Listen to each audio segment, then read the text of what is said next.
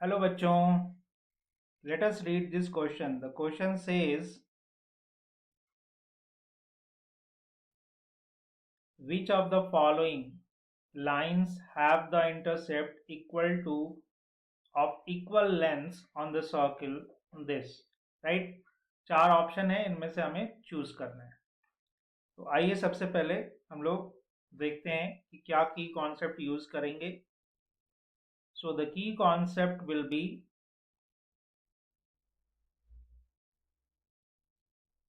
length of intercept,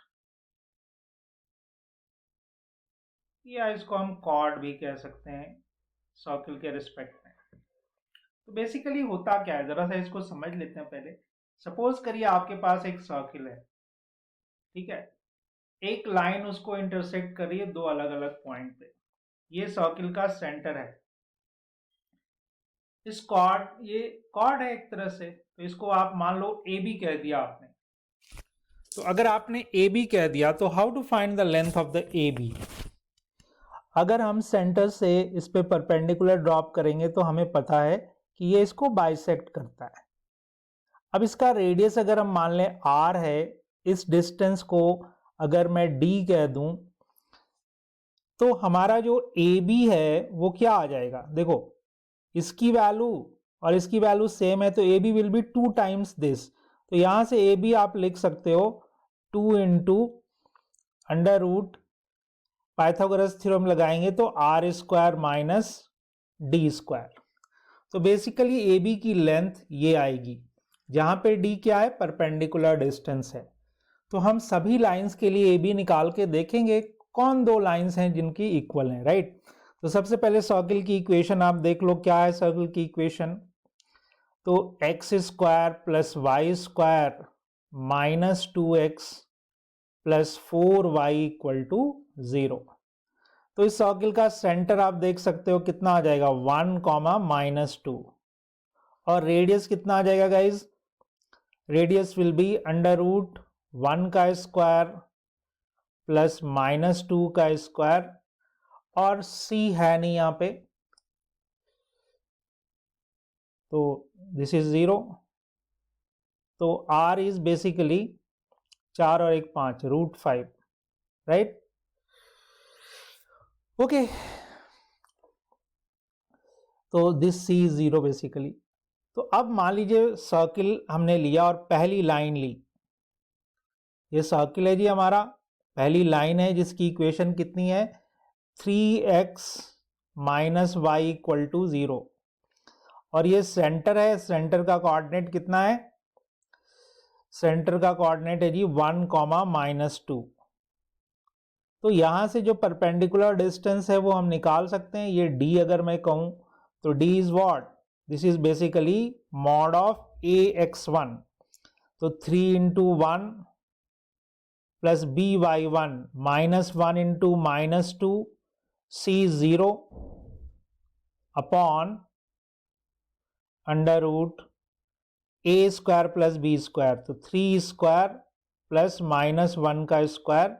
so it will become 3 and this will become plus 2, 3 plus 2 this will be 5 का mod 5, और नीचे आ जाएगा जी under root 10. तो this is basically d. तो पहली line के लिए अगर हम इसको AB कहें और AB की लेंथ निकालें, ये हमारा रेडियस हो जाएगा. तो this AB will be equal to 2 into under root r square, r is root 5 so r square is 5 minus d square, it will be 25 over 10. तो इसको कैलकुलेट करते हैं. तो दिस इज 2 इंटू, अंदर एलसीएम ले लीजिए, तो दिस इज 50 माइनस 25 अपॉन 10. तो it will be 2 under root 25 upon 10. This will be 5 5 जा 5 2 जा. तो we will have 2 under root 5 upon 2. तो पहली लाइन के लिए तो इंटरसेप्ट इतना आया है. बाकी लाइनों के लिए भी देखते हैं. तो दूसरी लाइन के लिए अगर करते हैं तो दूसरी लाइन है हमारा x plus 3y equal to 0.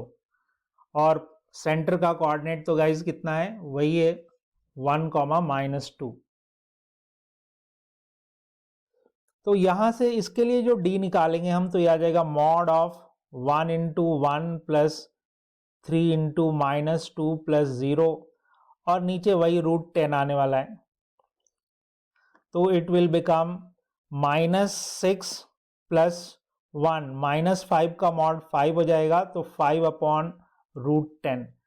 अब गाइज देखिए, पहली लाइन और दूसरी लाइन के लिए d की वैल्यू सेम आ रही है। इसका मतलब है कि पहली लाइन का जो अगर मैं a' b' कह दूं तो वो भी सेम आने वाला है, 2√5/10। तो इसका मतलब है कि AB और a' b' इक्वल होगा।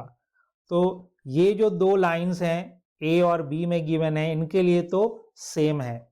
बाकियों के लिए देखिए नहीं होगा, क्योंकि ये वाला पोर्शन तो सेम है, लेकिन चूंकि +10 है, +10 यहां भी है, +10 और -10 है, तो फर्क आ जाएगा। तो इन दोनों का पॉसिबल नहीं है, तो हमारा ऑप्शन क्या हो जाएगा? Correct option is A and B. So this is the final answer guys, and I hope you understood it well.